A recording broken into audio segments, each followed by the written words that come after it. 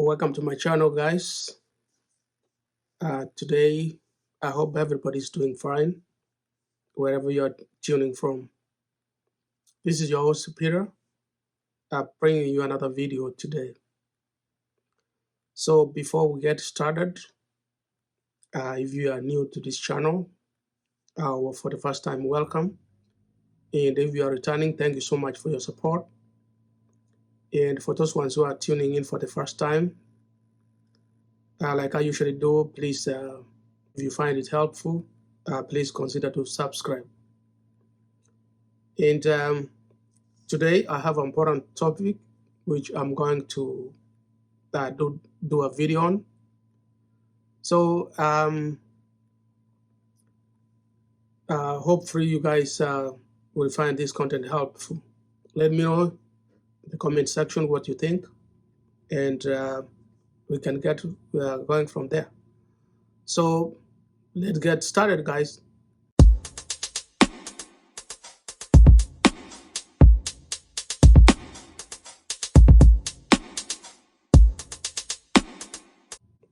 So today,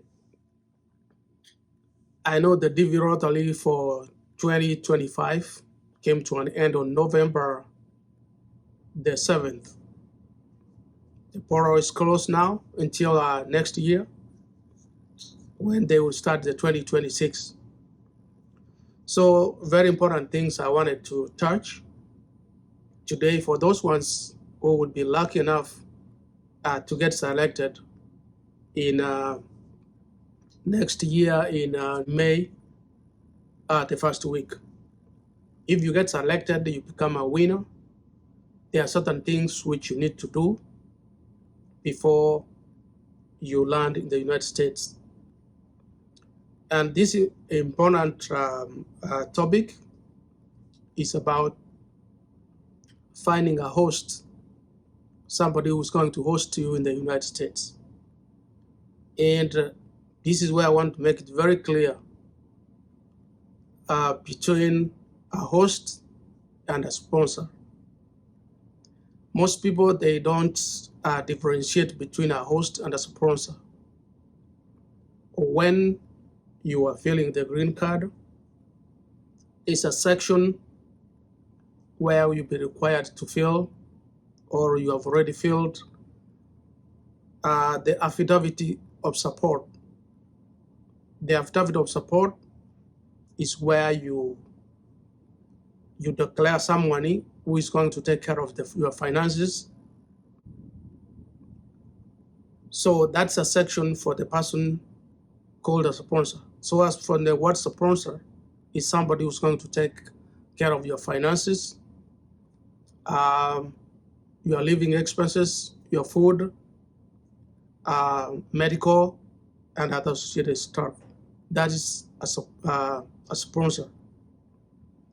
So when we are talking about a host is somebody you identify in the United States where you are going to live and use their address, their mailing address, so you can receive your mail.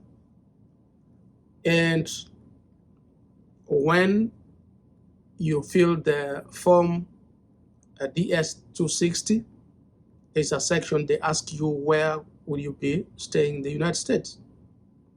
They ask you to provide the address of the person where you'll be staying. You don't necessarily need to provide the name of the person. They are not interested in the name of the person. What they are interested is the mailing address. If the person lives in a home, or if it's in Chicago, Illinois, you have to provide the full address of that city and or of that state. If they live in New York, you have to give them a street address. And the only reason they're asking for the address is they want to make sure when you are in the United States, you have a place where you can communicate, receive your mail, especially the green card. When they want to send you a green card, it's going to be mailed to that address you give them on file.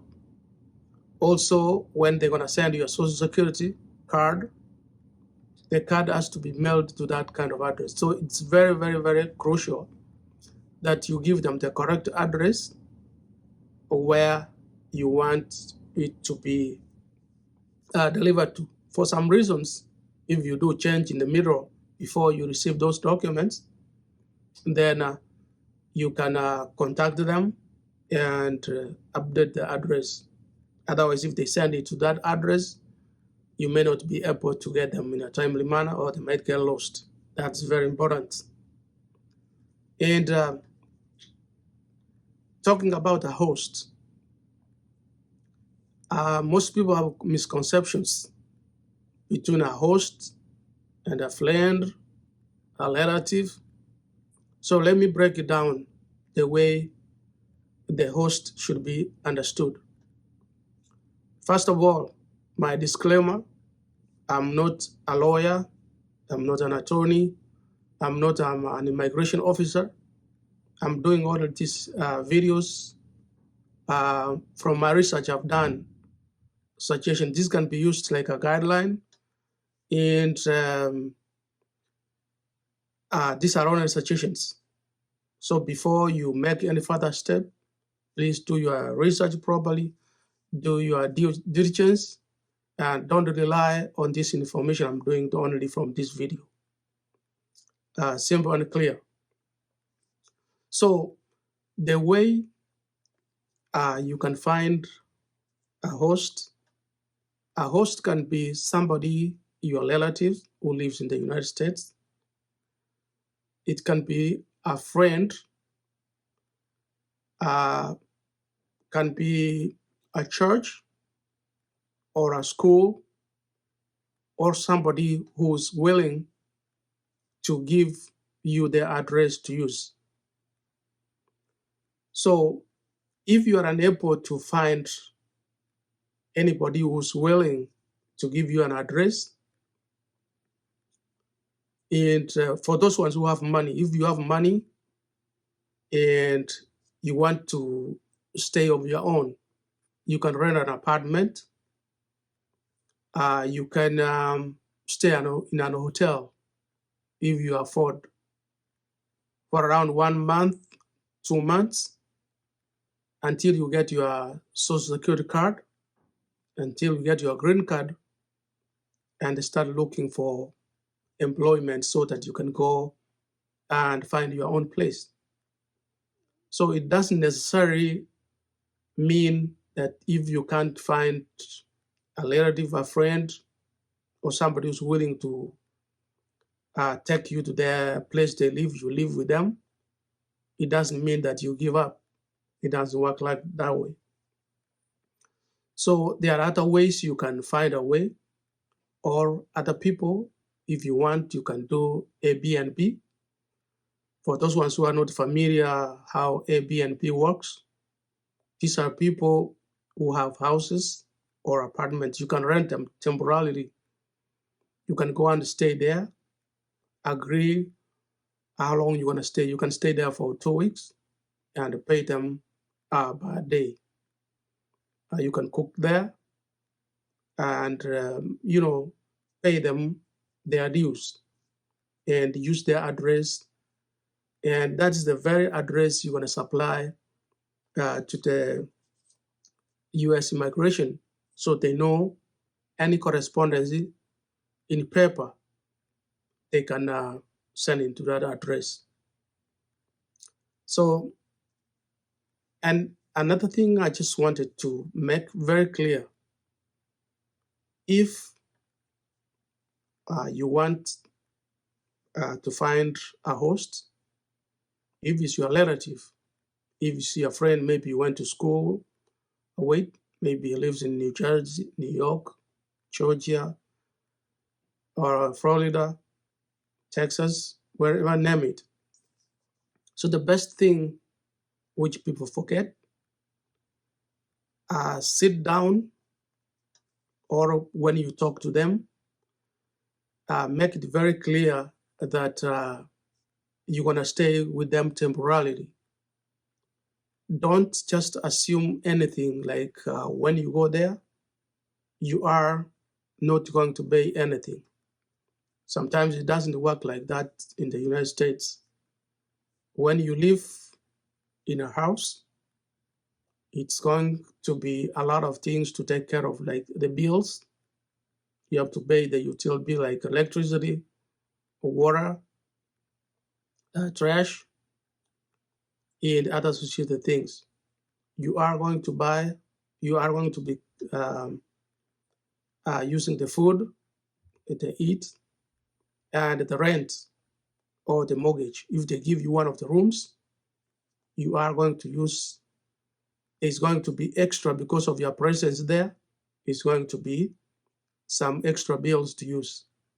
For example, if they work a day shift and you stay at home, you are going to use the heat. You are going to use the air condition. You are going to use electrical for other things. You are going to cook. So the bills will be coming on.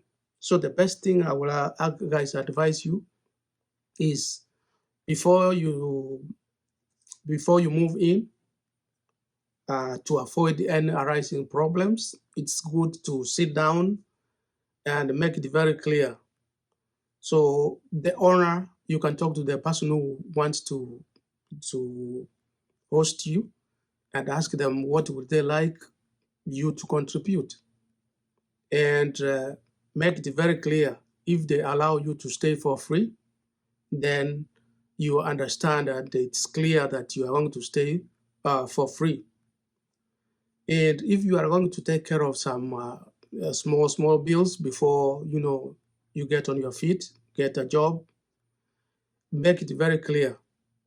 And that's why it's very challenging when you have a host in your house and you don't talk to them so you guys can understand one another. Like the time you'll be living here, and make it clear, like, are you going to stay there for only 1 month, 6 months, or how long are you going to be staying there? And you can make it in writing so you have an understanding. In case problems arise, you have something written down.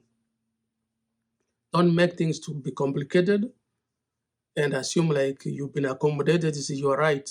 Remember, it's a privilege. It's not a right. Now, the other important section I wanted to touch is how do you get a host? For example, if you live in Kenya and you want a green card, you want to come to the United States, how do you get in touch? Because you have to find a host who's going to pick you from the airport, take you to their house, and you live there. And that's where the migration knows you are going to live there. Now, to get a host, you have to go an extra mile. You have to find like groups. We have WhatsApp groups. For example, if you come from Kenya, find a communities, WhatsApp groups who live in the United States. Join that group. Ask if you will be allowed to join the group. So while you're in the group,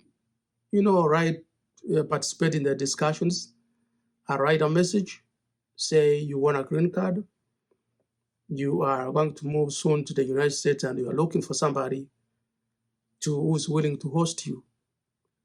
And be very open and say, if it means, getting somebody and you assist in paying little bills, it's not going to be free. So be very clear what you want from the very beginning so people cannot be having a misunderstanding. So the WhatsApp groups, we have Facebook groups of community.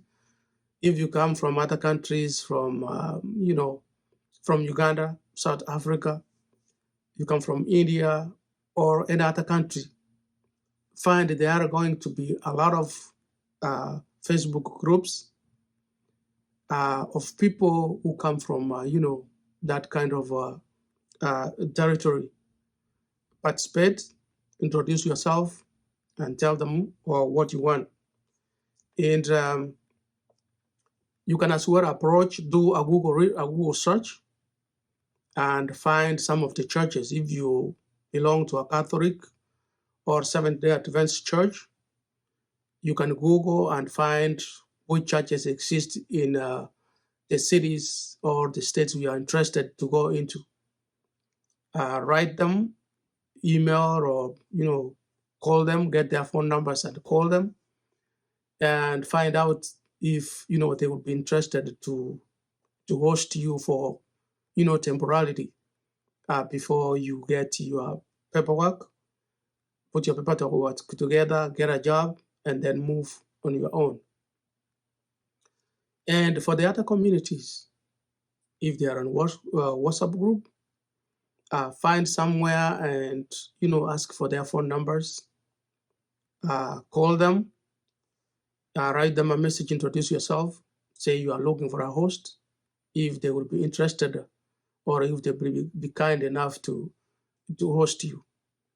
Sometimes people are very busy, they work, so call them, but don't be calling them too much. People don't want to be bothered. They don't want to be called too much.